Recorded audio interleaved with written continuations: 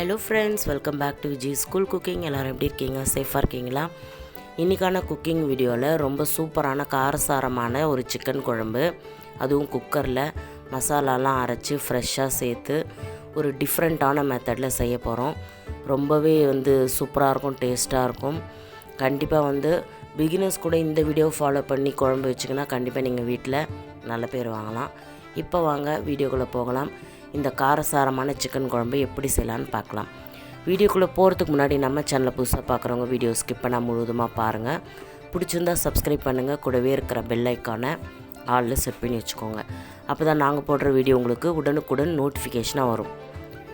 இப்போது இந்த குழம்பு செய்கிறதுக்கு நாம் முதல்ல ட்ரை ரோஸ்ட்டாக ஒரு மசாலா அரைக்க போகிறோம். அதுக்கு என்னென்னு பார்க்கலாம். ஸ்டவ் ஆன் பண்ணிட்டு கடாய் வச்சுட்டு ஒரு 6 வரமிளகாவை நல்லா வறுத்து எடுத்துக்கோங்க. நான் மசாலா பவுடர் அரைக்கிறது 1/2 கிலோ சிக்கனுக்கு. அடுத்ததாக ஒரு 2 டேபிள் ஸ்பூன் அளவுக்கு தனியாவை நல்லா வறுத்து அதையும் அந்த பிளேட்டில் எடுத்து வச்சுருங்க. இப்போது அடுத்ததாக பார்த்திங்கன்னா ஒரு 2 ஏலக்காய், ஒரு பட்டை, ஒரு 3 கிராம்பு, 1 ஸ்பூன் அளவுக்கு மிளகு, 1 ஸ்பூன் அளவுக்கு சோம்பு, 1 ஸ்பூன் அளவுக்கு ஜீரகம், ஒரு பிரிஞ்சி இலை தனியாக பிச்சு வச்சுருக்கேன். இப்போ இது எல்லாத்தையுமே சேர்த்து நல்லா வறுத்து எடுத்துக்கோங்க. இதை தீய விட்டுறக்கூடாது. மீடியம் ஃப்ளேமில் வச்சுட்டு நல்லா ட்ரை ரோஸ்ட்டு பண்ணிவிட்டு அந்த பிளேட்டில் கொட்டி வச்சுருங்க. இப்போ இது எல்லாத்தையுமே நல்லா ஆறுனதும் நீங்கள் ஒரு பவுடராக அரைச்சி எடுக்கணும். இப்போ இது நல்லா ஆறட்டும். ஆறுனதுக்கப்புறம் நல்லா மிக்ஸி ஜாரில் சேர்த்துட்டு ஒரு பவுடருக்காக அரைச்சி எடுத்துக்கலாம். பாருங்கள், நான் இந்த அளவுக்கு அரைச்சி எடுத்துருக்கேன். இந்த அளவுக்கு நல்லா பவுடராக அரைச்சிக்கணும். திப்பியாக இருந்தால் குழம்புக்கு நல்லா இருக்காது. அப்புறம் நம்மளுடைய குழம்பு பர்ஃபெக்டாக இருக்காது. இப்போ இந்த பவுடர் ஒரு ஓரமாக இருக்கட்டும். இப்போ குழம்பு எப்படி வைக்கலான்னு பார்க்கலாம். ஸ்டவ் ஆன் பண்ணிவிட்டு குக்கர் வச்சுக்கோங்க. அதில் 3 டேபிள் ஸ்பூன் அளவுக்கு ஆயில் விட்டுக்கோங்க. ஆயில் நல்லா ஹீட் ஆனதும் ஒரு பிடி கருவேப்பிலை சேர்த்துக்கோங்க.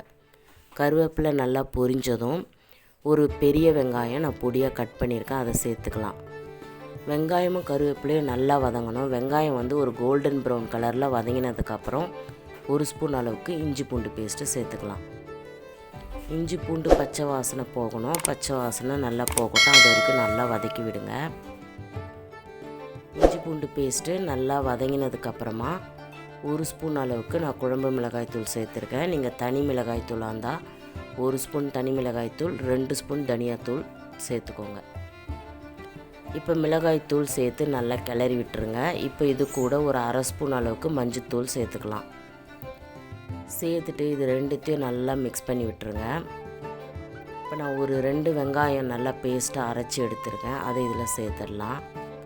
வெங்காயம் பச்சை வாசனை போகணும். அந்த எண்ணெய் பிரிஞ்சு வர அளவுக்கு நீங்கள் நல்லா வதக்கணும். இப்போது அடுத்ததாக பார்த்திங்கன்னா நம்ம அரைச்சி வச்சுருந்தேன் அந்த மசாலா பவுடர். நான் 1/2 கிலோவுக்கு இதை அரைச்சிருக்கேன். 1/2 கிலோ சிக்கனுக்கு அரைச்சிருக்கேன். அதை சேர்த்துக்கலாம். சேர்த்துட்டு நல்லா கலந்து கொடுத்துருங்க. அடுத்ததாக நான் 2 தக்காளி பழம் நல்லா பேஸ்ட்டாக அரைச்சி வச்சுருக்கேன், அதையும் சேர்த்துக்கலாம். இதில் எல்லாமே பார்த்திங்கன்னா அரைச்சி தான் நாம் சேர்க்க போகிறோம். அதனால் எல்லாத்தையுமே அரைச்சி எடுத்துக்கோங்க. இப்போ தக்காளி பேஸ்ட்டு நல்லா சேர்த்து வதக்கியாச்சு. இப்போ இந்த மசாலாவுக்கு தேவையான உப்பு சேர்த்துட்டு நல்லா கலந்து கொடுத்துருங்க. இப்போ இதை நல்லா ஒரு கிளறினதுக்கப்புறமா பாருங்கள், இந்த அளவுக்கு எண்ணெய் பிரிஞ்சு வரணும்.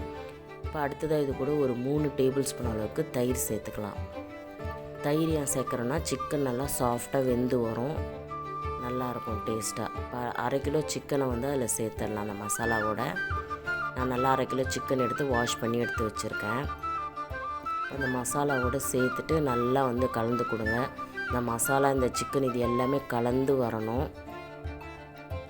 இப்போ சிக்கனுக்கு ஏற்ற ஒரு 1/4 ஸ்பூன் அளவுக்கு உப்பு சேர்த்துட்டு நல்லா மிக்ஸ் பண்ணி விட்டுருங்க. இப்போ இது நல்லா மிக்ஸ் பண்ணதும் ஒரு 5 நிமிஷம் ஒரு மூடி போட்டு மூடி வைங்க. ஒரு 5 நிமிஷம் சிம்மில் வச்சுட்டு மூடி வச்சுட்டு திறந்து பார்த்திங்கன்னா இந்த மாதிரி அந்த சிக்கனில் இருக்கிற தண்ணிலாம் இறங்கியிருக்கும். அடுத்ததாக நான் வெறும் தேங்காய் ஒரு 1/2 மூடி தேங்காவை அரைச்சி வச்சுருக்கேன், அதை இதில் சேர்த்துக்கலாம். தேங்காய் டேஸ்ட்டு பிடிக்காதவங்க இதை சேர்க்க தேவையில்லை. தேங்காய் டேஸ்ட்டு பிடிச்சவங்க சேர்த்துக்கோங்க. சேர்த்துட்டு நம்ம சிக்கன் குழம்புக்கு தேவையான அளவு தண்ணி விட்டு நல்லா கலந்து கொடுங்க. இந்த ஸ்டேஜில் உப்பு காரம் எல்லாம் சரியாக இருக்கான்னு நீங்கள் செக் பண்ணிக்கோங்க. எனக்கு எல்லாமே சரியாக இருக்கிறதுனால நான் குக்கர் மூடி போட்டு இதை ஒரு 3 விசில் வைக்க போகிறேன். 3 அல்லது 2 விசில் வைங்க. அதுக்கு மேலே வச்சிங்கன்னா சிக்கன் வந்து பஞ்சு பஞ்சாக வெந்துடும்.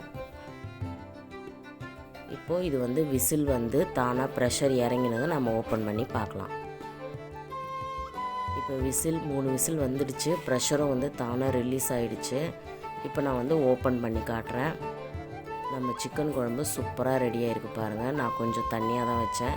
இது ஒரு 3 பேர் 4 பேர் சாப்பிட்ற அளவுக்கு இருக்கணுன்றதுக்காக நான் கொஞ்சம் தண்ணி சேர்த்துருக்கேன். உங்களுக்கு தண்ணி எந்த அளவுக்கு வேணும், திக்னஸாக இருந்தால் தண்ணி கம்மி பண்ணிக்கோங்க.